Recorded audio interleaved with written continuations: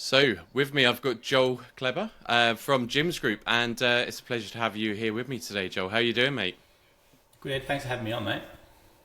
No worries at all. Obviously, I know a little bit about you. I've been following you for a good few years now, and seeing the work you're doing with Jim's Group, and a little bit of the stuff that you're doing outside of that as well. And it's just impressive how you're leveraging video and podcasts. And so we thought we'd just jump on a call with you and see kind of how you're doing it and what's going on. But before we do, now I know that Jim's Group have got over 5,000 franchisees across 50 plus divisions. Your YouTube channel's got like nearly 5 million views on it and things like that. So it's all impressive stuff. But can you tell us a little bit about yourself to start off with, please, Joel? Yeah, no worries. No, thanks for having me on, Ed. No, I've been at Jim's Group for around 15 years now, in a variety of roles, and then worked in various departments in the business. Then back in 2019, so I didn't know what I wanted to do, and I was looking around the business and saying, well, what do we actually need this business to have? And the Jim's Group itself literally had no promotion itself as the Jim's Group. So our divisions are all managed by someone, and they're responsible for their own promotion. And we had this Jim's Group brand which had no promotion whatsoever. At the time, they was using an external agency to do stuff with the Facebook page and things like that. And I started getting right to Gary Vaynerchuk actually, and listening to Crushing It. I'm listening to all this stuff, and I'm thinking, we're not doing any of this at Jim's Group. And then all I would hear internally was my boss, Jim, was really frustrated with our lack of growth. We were stagnant in franchisee numbers for around 10 years. So we were sort of always around 3,200 to 3,600. We could never get past that mark. And I was there for 10 years. So he was really frustrated all the time and going on about it. And then back in 2019, this YouTube channel did a viral meme video of Jim, because we've got so many divisions and I'm making up all these funny things. And it went absolutely mega viral. It had like 3 million views online, and we were getting calls from people about it, all this sort of thing. Wow. And then and it sort of got me thinking, well, look how well loved the brand is online, but we do nothing on the social media or the video perspective. Why don't we just start doing this? So started putting my nose in a little bit, and then progressively took over the Facebook page, and took over the Instagram, and started doing all this different thing. And then what was happening was the first initiative I really had, which was a win, which is I did a thing called Ask Jim. So basically, our founder in Australia, this guy here, everyone didn't know he was real. They just thought it was a mythical logo. It's like an Australian iconic sort of brand, right? And if people, if you said to people, name me 10 Australian brands, Jim's Mowing or Jim's would be one of them. And but they didn't know he was real. And we'd always get questions on the Facebook page, is he real? Does he have a beard? Is he just a corporate logo? Is he alive? All this sort of stuff. I thought, why don't we just do a 60-minute live stream, which is on YouTube still. It's pretty embarrassing back in 2019. I'll see him in the webcam. I'll get all these pre-done questions from Instagram and Facebook, and we'll just ask him a whole bunch of questions. So we did that. We went live. As Gary Vaynerchuk was saying, you should do live streams. This was back in 2019. Yeah. And we did that. And then what happened was we had people asking us questions, but then we had people asking specific questions about being a franchisee. We didn't overly promote the event. And back then, Facebook was organically pushing live streams into people's feeds who didn't follow you. And then we had people asking specific questions about that. And then what was happening was, after the session, we had franchisors going, geez, didn't know Jim was like that, or he has a sense of humour, because can be a very intimidating figure from the outside to our franchisors. And he was having a bit of a joke and seemed really approachable. And one of the comments they got him, you made him seem like a human. So humanised the brand by doing this live stream. But what happened was, a couple of trainings later, we had people coming into the training saying, I was asking you 8 questions and Asked Jim, and I didn't believe the CEO would answer them, and you did, and I'm here in training because of that, all that sort of stuff. So then Jim's heard that and gone, well, there's a direct ROI for me doing a 1-hour live stream answering questions, which I like doing anyway. So once he's done that, he's gone, we need to ramp this up, and said, listen to Crushing It by Gary Vee. And I was asking him for a while, I wanted to have money for an internal videographer, and he wouldn't give it to me. So then I said, listen to Crushing It, because he listens to a lot of audiobooks. Listens to that, and then he comes back to me the next day and goes, we need to be doing video every day. You need to hire a videographer. Why didn't you know this earlier? Blah, blah, blah. Righto, we'll get it done. So I hired a young videographer back in the day. Jake, was a gun. And then from there, we're pumping out. We started building the YouTube channel. We started doing all the social media accounts, and we're literally pumping out one unique piece of video content every day in the channel. And if you look at our growth in the recent years, so back in 2019, we're 3,600 franchisees. We're now actually at 5,700 franchisees in 6 years. It didn't do anything different. Model didn't change. Marketing spend definitely didn't change. It was literally just doing daily videos, podcasts, social media from 2019 on an ultra consistent basis. And from there, we've grown by more than net 2,000 franchisees. So that's my sort of story in a nutshell, but just sort of the impact of what it can have on your business. Fantastic. So has it been predominantly video-led content that you've put out there, or has some of it just been audio-based podcasting, or is it kind of a mixture, I guess, of different styles and approaches that you've been taking? All video, video. Definitely back in the day, I might have done a few audio podcasts. I sort of dipped my toe on it back in 2020. I'm sort of kicking myself that I stopped, but I started it back up again in probably 2022, 2023, and that was all video first podcast. We do it via Zoom, or we do it in our studio. So we've got a purpose-built podcast studio on site. I literally did 5 last week, which is a bit tiring. But but we have an inbuilt studio and we have Zoom. And I found that it's just people will listen to these things for 50 or 100 episodes, which is 50 hours of content almost about being a franchisee in your system before even inquiring.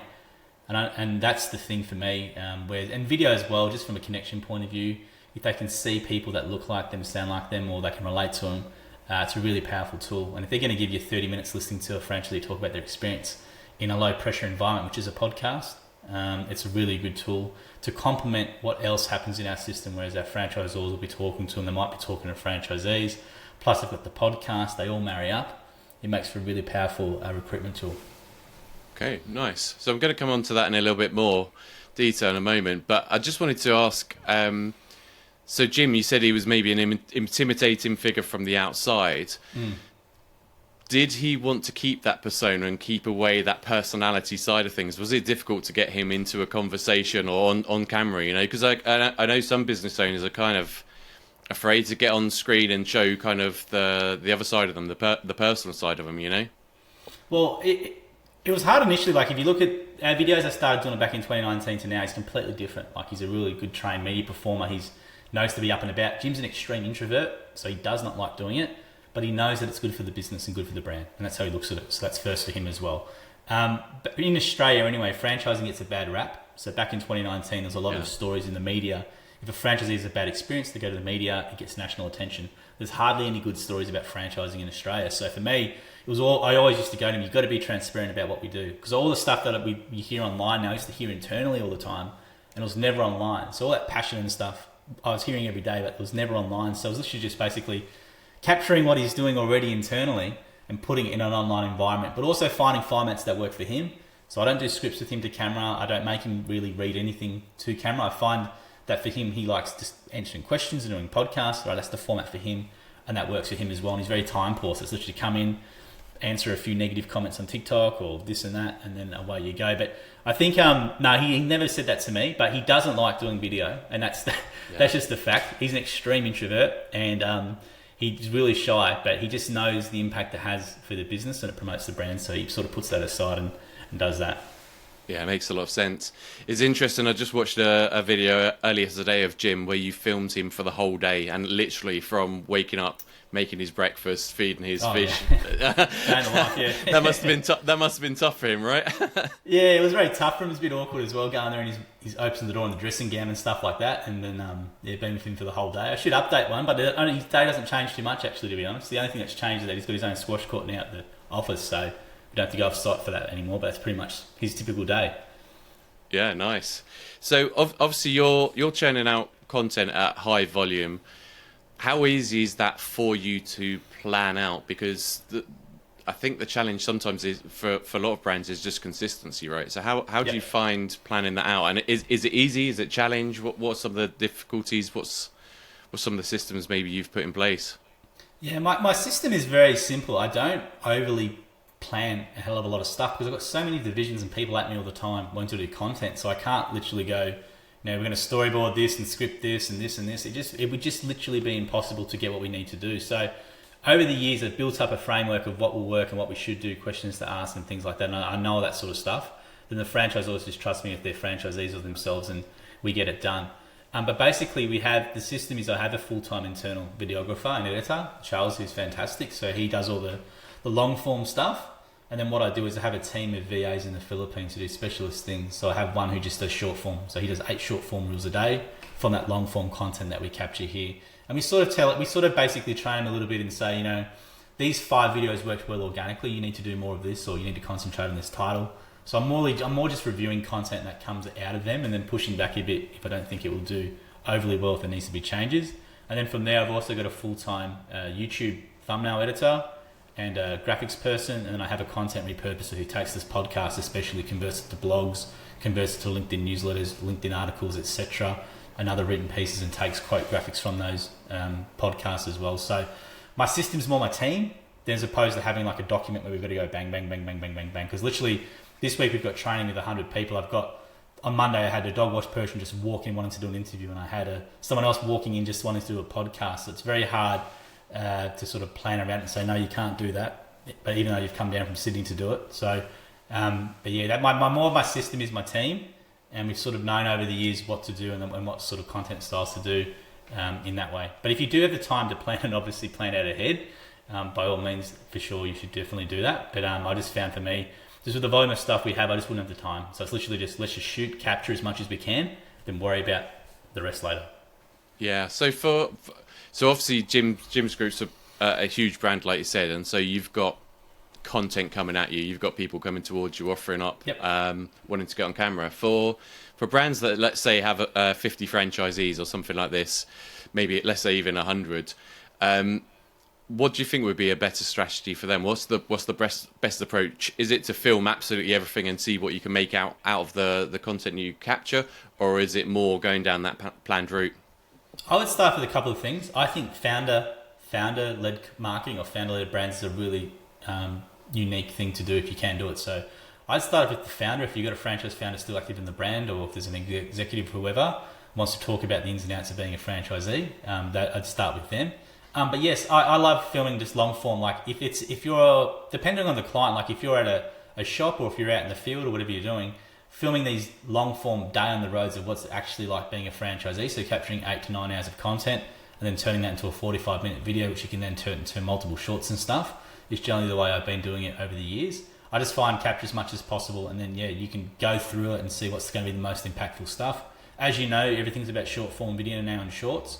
So, having that content bank that you can then keep producing from years down the track, because we've got a lot of short form content that we go online now from stuff we've shot 4 years ago.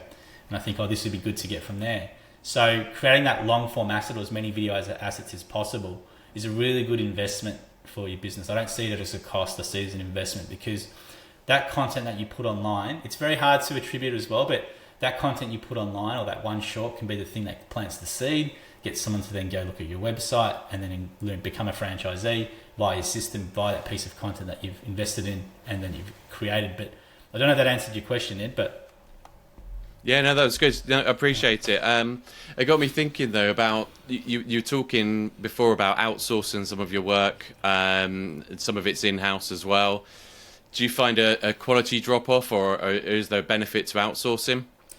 The outsourcing just for the volume. So we use, like me personally, if you can have a really good partner who knows your business and stuff. Like in Australia, people who do what we do, they do a bit of both. They'll have like a external agency that might get in every 3 months, or some of them might do some stuff internally with an agency. It all depends. But the quality drop off is something where you do have to watch, but you just have to make sure that they have strict SOPs. You give them examples of what you want them to do, and you've just got to make sure you review everything as well. It's just something where I review everything before it goes out. So if there is a mistake or stuff up, it's going to be on me. So but making sure you just have a good review process in place is probably the key. Yeah, no, that makes sense. Cool. So in terms of the podcasts themselves, do you have one podcast for Jim's Group or one for each brand? How's it kind of set up? One for each brand would be impossible. I wish I could. So the way the Jim's Group podcast is probably the main one. So we have all the episodes from the divisions under that. And I did do a separate one for Jim's Mowing, because Jim's Mowing is our biggest brand. It's the largest mowing and gardening franchise in the world. So I have a separate one for that as well. And those mowing podcast episodes go on the Jim's Group one anyway. So, and I have started one for our founder, Jim Penman as well, Conversations with Jim, just taking some of the podcasts that he gets on and repurposing those into episodes for his one, with his other things too. So, but yeah, the Jim's Group one's the main one I put a lot of energy into. Depending, we could be doing 2 free episodes a week on that, depending on how much I spread it out. But that's been the main one. I think we're nearly 200, at least 250 episodes, but I've got a heap more to do. As I said, we started this actually a while back in the day, but we stopped. So we're sort of behind where we should be. But we're up probably 250, and we'll hopefully keep tracking to maybe 500 by the end of next year. Yeah, wow. So, and these aren't necessarily scripted, the podcast. They're just turning up, getting talking. Literally, what happens is our founder, he calls people on their 10, 15 and 20 year anniversaries based on what they do. And if they've got a good story, he emails me. I reach out to them and they come on that one as well. Our franchisors all have my booking link to my Calendly. So basically, they want me to interview their franchisees for them. They just send it to the franchisee. They might shout them a slab of beer or whatever it is. But generally, if they're a happy franchisee, they feel a bit, I guess, almost honoured in a way to come on because they've listened to this thing themselves before coming into the gym system. So they're very... I've never had anyone say no to me, which is very, very... might sound a bit surprising, but if, I reach out to them and say, look, if this helped you get into gyms, it'd be great if you can help someone else. And they always come and do it as well. And we do it either in a studio or via Zoom. Studio is obviously ideal. It just looks a lot better. And then those clips, which we do for short form content on social media, they tend to get a bit more engagement if they're in a studio. They just look nicer. Whereas the Zoom ones, I do Zoom just because our internet connection in Australia is very varied. We're recording on Riverside now, which is fantastic, but that requires people to have some good internet connections. So with me, I just find Zoom to be pretty much technophobe proof and everything else proof. So we just use Zoom. But a mixture of that. And then once those podcasts are done, we then give it to the franchisor to then use as a marketing asset, which has probably been a really big key for us. And then obviously that goes literally on our YouTube channel, upload it to Creator Studio on Spotify, and then the whole repurposing begins. Yeah, nice. So you mentioned there about using the podcast in the franchise recruitment process. Whereabouts do you see that fitting in? Is it something that just attracts individuals to have a conversation, or is it a little bit further on down the line to kind of build that trust? Where do you think it has the most impact? It's a great question. We do a thing called Ask Jim, which is a Facebook live stream. We do it in our training. And I have people always come up to me after, and they'll go to me, I've been listening to 20 of these, or I've watched all the podcasts, I've watched all this and that. And it's at different stages in the journey. Some of it's after they inquire, some of it's before they even inquire. So it all depends. What I've done is I've got we've obviously got the YouTube channel, which we've had the separate podcast playlist, but I do have a separate website for the podcast via a thing called Podpage, which is specifically designed to get podcasts up on website, which is more of an SEO play. But those web pages actually get shown in LLMs. So, for example, we'll be citing things from the gymspodcast.com website in LLMs regarding questions regarding the franchise system. So if people are researching gyms and they're using AI mode in Google, or they're using ChatGPT or whatever it is, they're stumbling across the podcast in the discovery process because it just gets indexed too. So, and that's what I want, because I know that if someone gets into the podcast before inquiring and they start listening to 20 or 30 of these things, then inquire, like for the franchise all doing the sale, it's a layup. They don't have to really, they just basically don't have to stuff it up. They just have to basically, does what they've been hearing for 30 hours, 40 hours marry up to what the actual franchisor's been saying. And then when they go and do the observation day, does that all marry up? So people are a lot more discerning now in franchising, not just looking at you, looking at multiple people. And the reason why we do pretty well is because our other competitors in Australia just don't get it. They don't do it. And for me, they're doing the old school stuff, which worked back 10 years ago, which was, go on the directory sites or those buy a franchise lead from somewhere. But they all say the same thing: I can't get any high quality leads, or recruitment's hard. And I think it's absolutely crazy. We've had our best growth in 6 years. Recruitment's not hard. It is easy. The problem is your brand's not visible online, and you're not giving them anything transparent or substantial to consume. Because in Australia, like 30 or 40 grand, you'd think that would be someone would just go, yep, no worries, I'm going to buy. But they actually spend a lot more time with that purchasing level than the guy who's spending 200 or 300 grand, because they've got a bit more success in business and they probably understand risk and stuff a bit more. Whereas with us, if it's 30 or 40 grand, that can be their life saving. So what else can you do to build trust in a non-pressure environment? So they can listen to this on the way to work, listen to it in the gym, listen to it doing the dishes, and that all happens before the inquiring process. So it happens a bit, Ed. So when they inquire, they actually get an email automated, and they have a link to the playlist of videos for their division as well. And we find that. Yeah, so we do that as well. So my goal basically is I just want to get them at any stage from the short form ads, whatever it is. I just want to get them into the YouTube channel, or want to get them into the podcast, because I know that will bring them along the journey and they'll come into us ready to go. And the great thing about it is the more content we find they listen to, the far better franchisee they are, because it's a qualifier. They're not going to be someone who listens to it and hears a franchisee says, oh, it's great, but you've got to really work hard, and then think they're going to come into the system, it's going to be really easy for them. So we find that the more content they listen to and consume, the better prospect they are. Yeah, they're getting all the information, aren't they, up front, from the horse's mouth, so to speak. So you mentioned there about LLMs, and so for people that don't know what that is, that's like, ChatGPT. So you'll know as well as pretty much any marketer will. There's a customer journey, isn't there? I guess where they might find you from wherever it is, but then what happens is they'll go and research. So even if they found you on a directory, they're probably still going to go elsewhere and try and research everything they can. And now with basically the internet at our fingertips, with one quick question and all the responses coming through, like you could just say what are the top 10 brands within man and a van type franchise, and it's just going to bring up the ones that you can find, isn't it? It's going to go out there into the internet, search it, and find the ones it can find. And if Jim's Group is there constantly, lots of domain authority and all that kind of good stuff, all the SEO's working well. And also counteracts. So you go. Yeah. After you, man. No, I was just going to say, just counteracts as well, because there can be some negative opinions of franchising too. So what we found is, like, because we're such a big brand, people go to Reddit and go, I'm thinking about buying a Jim's Laundry franchise. This is a good idea. Now, Reddit, as you can imagine, people have got no idea about being a franchisee in Jim's will have negative comments on it, right? And people might read that, and that's influencing them, right? So people, and we never get that. We never know about it. So franchisors have got to be aware of, they're not just researching you on your website, on your YouTube channel now. You're going into Reddit and asking about being a franchisee in your system. In Facebook groups are pretty big in Australia, so they go to like an Oz Finance Facebook group saying, I'm thinking about buying Jim's inspections. This is a good idea. Because franchising's got a bad rap, all these comments, and that's influencing people. That could be 1,000 people seeing that, influencing them. So what we find is, I've actually had this told to me from prospects in training.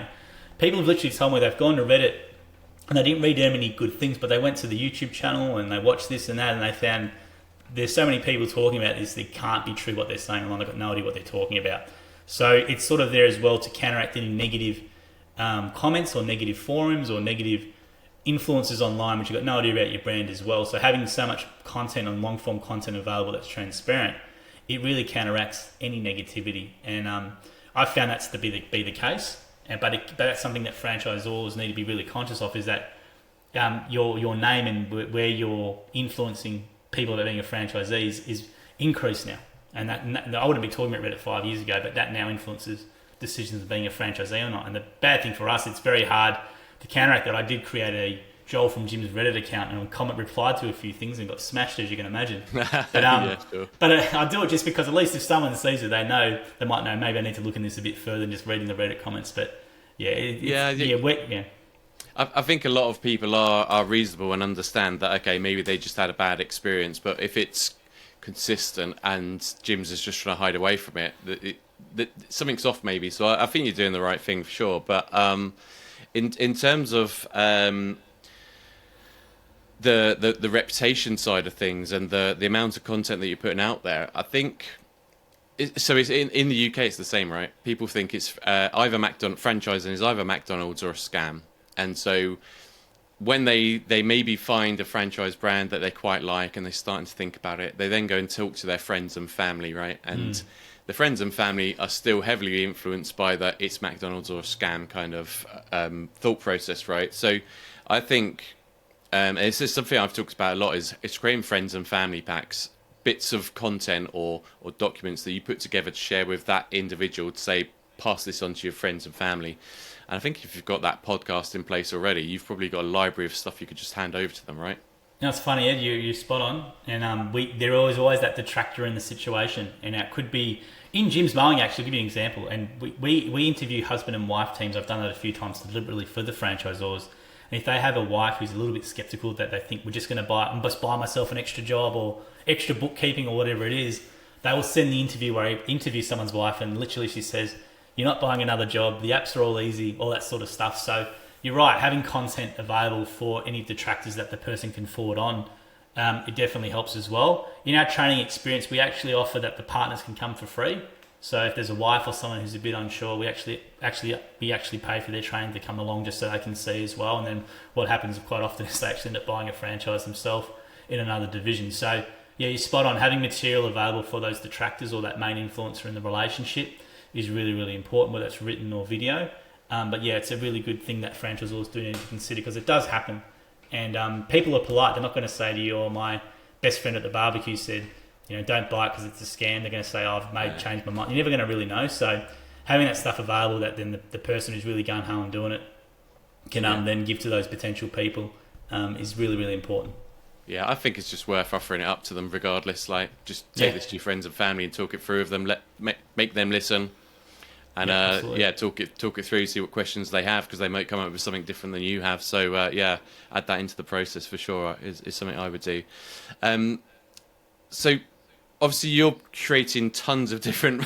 I've seen the YouTube page, and I was going to try and hone in on one particular area, right? But I thought a better way to ask this is what have you found? Because you mentioned speaking to some of the franchisees that come through your system, they've said they've seen the videos. What sort of content do they actually want to see? Because it's quite easy to have like a nice vanity project out there, right? Where you go, do you know what? Let's get some nice guests on and just talk to them about something or other, and it not be really relevant to the audience. So, what in your experience is the audience for Jim's Group's franchise network? Yeah, well, what are they wanting to hear? The podcast is the main one because it's extra validation. So they're hearing it straight from the franchisees. We don't edit anything out. I deliberately ask questions like, what was been the biggest challenge? Like, we don't edit anything out. So someone might say, I didn't have a good time at the start. Like, we had a guy last week literally say, the first 6 months was a really big struggle. I wasn't getting any support from my franchisor, etc. And that franchisor's gone now. But most brands would cut that out, whereas we keep that in there. And then in training, they'll say, I just love how genuine and authentic the interviews are. Which is deliberately done because, as I said, franchising got a really low trust in Australia. So we want to try and how can we be as transparent as possible to build that trust with video. But generally the podcast, the training videos is also a good one because it actually just shows them, right, you're jumping on a plane to come to Melbourne, from Sydney or from Perth or from wherever it is. It's a really big decision. So actually showing the training, where you're going to stay, what goes on at the sessions, all the food, all these sorts of things. Do you make gym, all that sort of stuff has been a big one too. And then the day in the lives have been really good. So for mowing in particular, actually seeing a day in the life of the mowing franchisee. So it's around an 8-hour day condensed into an hour. But basically those car chats has been the thing where we're sitting in the car, we're just talking, how much money do you actually make, all these sorts of things. And you get a really good relaxed response from the franchisee. But actually showing them what the day on the road is like with a franchisee is a key. And I'm actually trying to do more of that with our divisions. So each division I'm trying to get a day on the road with.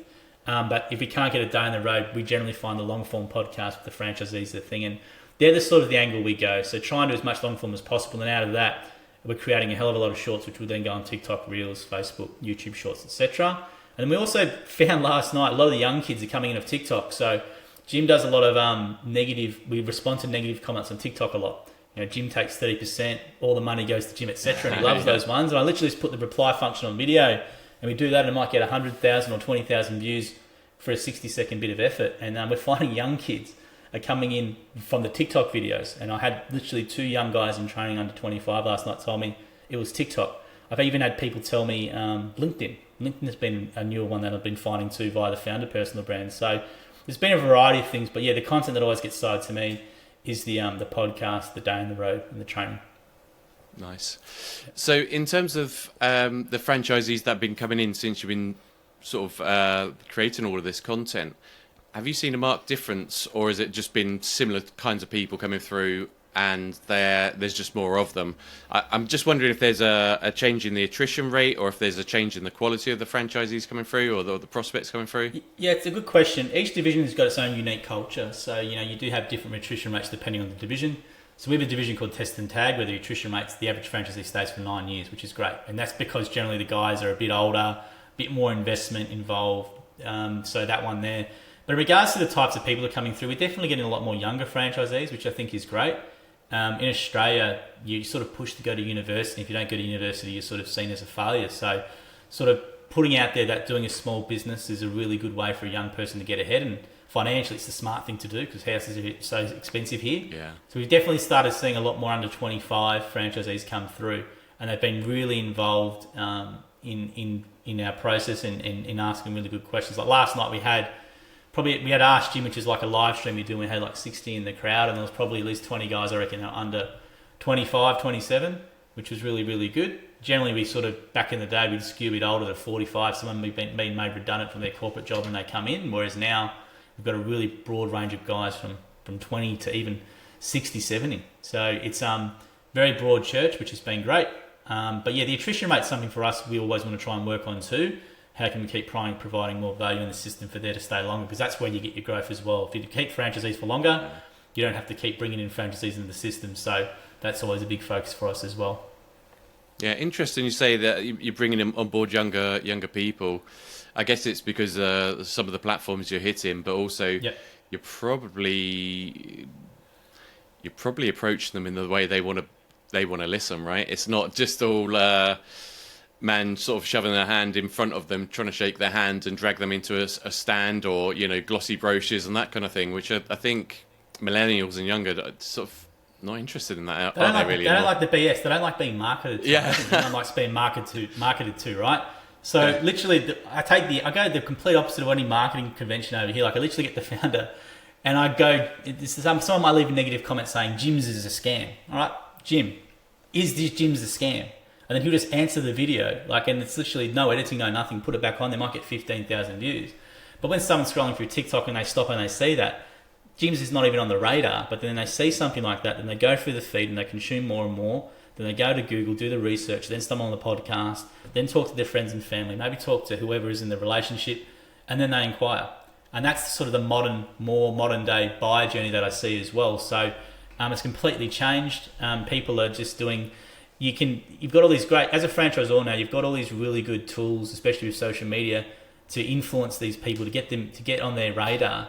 But you've got to create the content that sort of gets on the radar or that actually cuts through. It's not your typical corporate stuff where they're doing, a really, really controlled, pre-scripted sort of testimonial type thing. And everyone knows there's nothing really genuine about it, which is why I'm a big fan of podcasts, because it's really hard to hide BS in a podcast. It's hard to lie in a 45, 60-minute interview with someone. It's hard for them to sort of not tell the truth, which is why I'm really big on long form, because I think it's the ultimate trust builder. And with everything going now with AI videos coming through and what can you actually believe, that connection of a podcast is something that you can't replicate yet anyway. That's a good shout. And I was thinking about your day in the life of videos that you're saying about an hour long. That feels like a long time for somebody to sit there and watch it. So it's weird. Do people watch them all the way through, or is there a certain drop off, or do you see people sort of skipping through? No, I've had a look at the stats. Some of the day in the life, the average watch time might be 25 minutes, even though it's for an hour. But 25 minutes of someone watching about it is a pretty good thing for us as well. And that's how I view stats with podcasts as well. Like for me, we're not going to get 10,000 or 100,000 views on a podcast episode. We might get 300 or 400. But if you look through the stats on it, it's a 30-minute or 25-minute watch time. And people are watching that. They're not there to be entertained, or they're just subscribing to the podcast because it's like their ritual to listen to Joe Rogan and the Jim's podcast. They're doing it because it's a research tool. So if I said to a franchisor, all right, you're going to have 300 prospects watch this video for 25 minutes, you know what I mean? They'd be going up, where can I sign up? So that's the way we sort of look at it. Who are you making the content for? And for us, it's really targeted to being a franchisee in our system. So that's how we view views. So everyone who's watching that video, we don't view them as someone who's not interested in buying a Jim's franchise. I view them as someone that's interested in a Jim's franchise. So, and that's the way you got to look at the content, and don't get hung up on the vanity metrics too much, which is views and subscribers and things like that. Because the true ROI is if someone comes into your training and says, I've watched your YouTube channel, or I've watched 20 things, or whatever it is. That's the ROI. So that's the thing that franchisors should aim for. And to get to that stage takes a little bit of time as well. You can't just do what I would call surge content and go, we're going to do 2 months and then we're going to stop. And then you don't do anything. It just looks bad. A lot of YouTube channels I look at in Australia, you can see their last videos from 3 to 4 years ago. Whereas we're uploading every week, or I'm trying to do every day. But we're uploading all this fresh stuff. So if you're a prospect and you're going to look at 3 years ago with 6 videos to every day they're uploading something that's fresh and new, what's better for you? And it's more up to date and things haven't changed within those that 3 year period. Yeah, I get it. Yeah. It makes a lot of sense to me.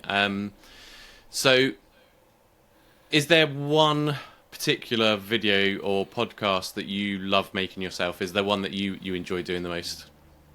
I like the sit down ones in studio with our divisionals and franchisees.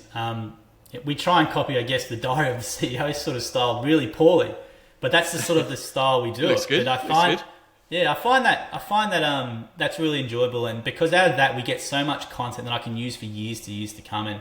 That's for me the good one, just to learn their stories and hear about where they've come from to where they are now, and they're financially a lot better than what they were before, and a lot of people were struggling before coming to gyms, and them doing really well now. And the great thing about it is, in my role, I've been there for 15 years, I see people come through training who tell me they've watched all these things, and 3 years later they come on the podcast and go, best thing I've ever done, and your content helped me so much, all that sort of stuff. And it makes you feel good that you've been able to help them get out of their situation in corporate world or whatever it is. And they were always capable, but they didn't have the belief that they could do it. Yeah. And they watch the video, they build that belief, then they get the confidence. Then 3 years later, the guy's buying a house or he's financially not stressing anymore, that sort of thing. And our content's the bridge for that. And that's what franchising is. You just it's a low trust industry, unfortunately. So your content's the bridge to really make people believe that they can do it, which is why you just got to do a lot of it, because you need to build a lot of belief. Yeah, I talk a lot about the gap between being an employee to being self-employed, whatever that looks like.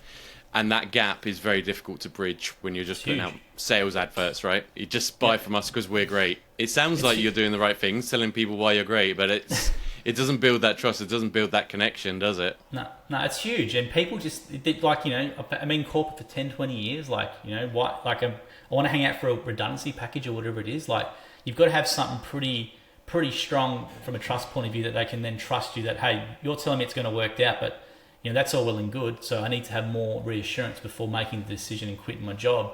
So we find like people, for us, they're watching for years. Like we've had guys watching for 6 years, 5 years, watching all the stuff we put out. I had one guy tell me the other day, he went through every single one of our Facebook posts, and that would be nearly impossible. It's thousands, and was reading the comments, reading all these things and stuff just before he even came into training. So people just want that extra reassurance. And for us at our level anyway, if it's $20,000 or $30,000 or $40,000, that's their life savings. So they need as much reassurance as possible. And the great thing for us is like our competitors in Australia still don't get it. I promote this stuff online pretty openly, but it is hard work too. You've got to really commit to it and see the content creation if they use you or whatever channel they're going to use. And it's not a cost, it's an investment, right? And these assets that they create with you, video assets, these long form podcasts, they're things that live on your YouTube channel, and someone 3 years down the track is going to watch that interview, and that could be the thing that then makes them decide to come into your brand. It happens a lot. A lot of the day on the road stuff we've done 5 years ago, that video is still cracking up views, and people are watching that video from 5 years ago, but that's been the one that's getting into training today. So it's a really good investment you can make, and those marketing assets that sit on your YouTube channel, for example, will keep delivering and building that trust in the background for you for years to come. But you've just got to create them and be consistent. That's it. This is the consistency, isn't it? Because I think I always see it as a medium to long-term strategy, right? Like, in the short term, you're probably going to need some directories or something like that to get some leads in. But as you're building it, it then becomes the machine, right? That's what it sounds like has happened for you guys. That it is the machine that's drawing people to you. And we don't do directory sites anymore. So we don't do directory sites. We don't buy leads from anyone. We literally, most of our recruitment stuff is done with Facebook ads, because we know even if we get the lead on Facebook, for example, they see the ad in their feed, they go and do their own research, and they come in that way as well. So we're very unconventional. Like, we don't do the typical, we don't advertise any PPC for business for sale. We don't do directory sites. We don't buy leads from anywhere. Literally most of our spend is on Meta, because we know once we get their details and we can serve them video content or long form content and get them into a nurture campaign where we're dishing that up all the time, that's going to be the thing that brings them along to us as well. Because you can be on directory sites and stuff as well, but people, as we've been saying, they're cluey. They're going to go around and look for reviews and look for other things in other sources. So it's not just, they're going to inquire on the directory site, you get the lead, and they're not going to look at anyone else. They're just going to believe what you're saying. They're going to look at a whole bunch of different other things. And we had a franchisee in training the other day told me, he goes, I asked ChatGPT, I said to actually go, how do you find out about us, or what did you watch before coming here? And one goes, I asked ChatGPT. I said, what did you do? And he goes, is being a gyms mowing franchisee a good idea? Tell me the pros and the cons. And I said, well, what was the answer? And he goes, well, it was good because I'm here, aren't I? So it's one of those things where people are just going into a lot more places to consume. And I think in the modern buyer journey now, just having a lot of video available is just a non-negotiable in terms of franchising. And a lot of the approach that we've done has just been from literally the Gary Vaynerchuk sort of stuff. We obviously know we can nearly do the volume of him, but it's basically just being as transparent as possible and creating trust in what is generally perceived as a low trust sort of venture, which it shouldn't be, because franchising is a great industry. It's made a lot of people a lot of money in our system anyway, but it just has that poor stereotype, unfortunately, sometimes. No, I get it. So, a couple more questions before I let you go, because I know you got a busy day ahead. If you were to start again, let's say we take you out of Jim's Group and put you into a franchise brand that's been going, I don't know, 5 to 10 years. They've got 25 to 50 franchisees, and you right, we need to build this recruitment engine, move away from some of these portals and directories and things like that. What's the number one thing that you'd do? What's the first thing you'd look to do? YouTube channel, get that set up, get it consistent, fix up all the thumbnails, all the titles, make sure there's a pinned comment with the booker discovery day or whatever you want to do. Get those basics right first, and then start consistently posting into there. I'd try and do 3 shorts a day if I could, just to get some discoverability on the channel. And then I'd at least aim to post 1 video. Doesn't matter if it's 3 minutes or an hour or whatever. Just get some consistency into that YouTube channel, because that stuff's going to start impacting into search as well, pretty quickly as well. So that's the one thing I would do. Second thing I would do is I'd interview all my franchisees as much as I can, and then I would just basically create a branded podcast as our name. I wouldn't call it something clever. I just literally call it your name for search, and then to interview your franchisees, whether going out to them or doing it on Zoom or Riverside or whatever you're doing, or getting an agency to come and do it. That's what I would then do. That'd be my first 2 things: YouTube channel, long form content creation. If your goal is to grow in franchisee numbers, that's what I'd be doing. Sure. And you say YouTube channel, would you, I mean, it would make sense to, right? Put it out through, I can't remember what platform you said, but there's Spotify for podcasters, there's Apple for podcasters, you know, all that kind of stuff. But yeah, you put it onto there as well in an audio format. Although nowadays you can put it on as video with clips on as well. So we put it as video, yeah. So we just do video to try and make it easy as we can for our team. So literally, we do it as a video and upload it straight into Creator Studio, and that goes into Spotify, which obviously then goes to iTunes and other places as well. It automatically gets uploaded to our website called Jim's via a product called Podpage, which is designed specifically for that. So when it gets uploaded to Creator Studio, Podpage automatically creates a page on the jimspodcast.com website. That's more of an SEO play, but that stuff does get indexed. Then you have in YouTube, which is going to start getting into podcast. You have your separate playlists there as well, and we put into there. Yeah, nice tip with Podpage, by the way. Is one that I've not been aware of, but I'll certainly be checking that out. So thank you for that. I wasted a lot of money trying to make my own custom website for a podcast, and I found this Podpage thing. You literally just link up your things and away you go. And it's more of an SEO play. Yet it's not something where I expect people to go and consume all the time, but we do know that the actual content on there, when we look at ChatGPT and other places for sources, it's being pulled from there. No, I've spoken to a couple of brands recently that had leads come through via ChatGPT. They've not really used much content in other than kind of written content. So there's lots of blogs and stuff like that. They're still using that, but if you can attack it from all angles, right, it's only going to benefit you, isn't it? In the long run, AI mode for me is the one people need to keep an eye on. So AI mode is the default in Google. Sorry, in Google, you have the search button, you have a little AI mode thing there, right? Yeah. And when you click on AI mode and search for your business, you'll see things from our blog articles will come up, which is repurposed YouTube content, but then you'll see something from the Jim's Podcast website or a YouTube video, and you might see 8 sources there and 3 of them are YouTube videos. So that AI mode eventually, I think, will be the default for Google. So you won't get the traditional search. I think it will go that way eventually.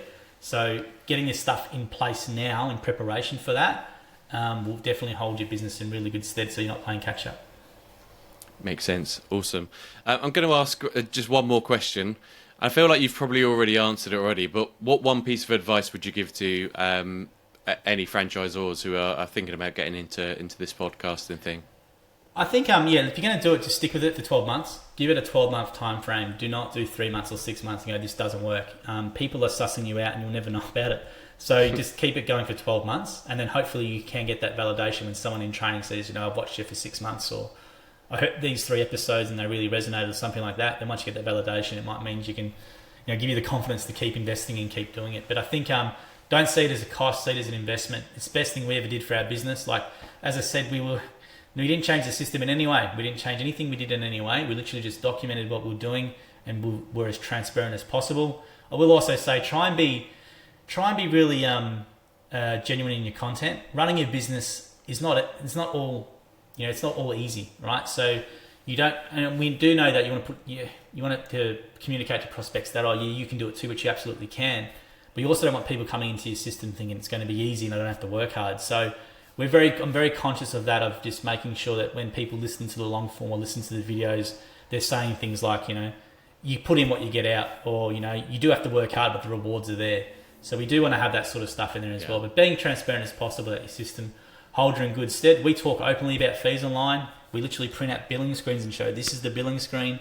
All this sort of stuff we put online. So we try and be as transparent about our system as possible, which is very not what people in Australia do. They make people sign NDAs and all these sorts of things, but we're the complete opposite. We put everything online. Our franchise agreement's on our website. People can download it.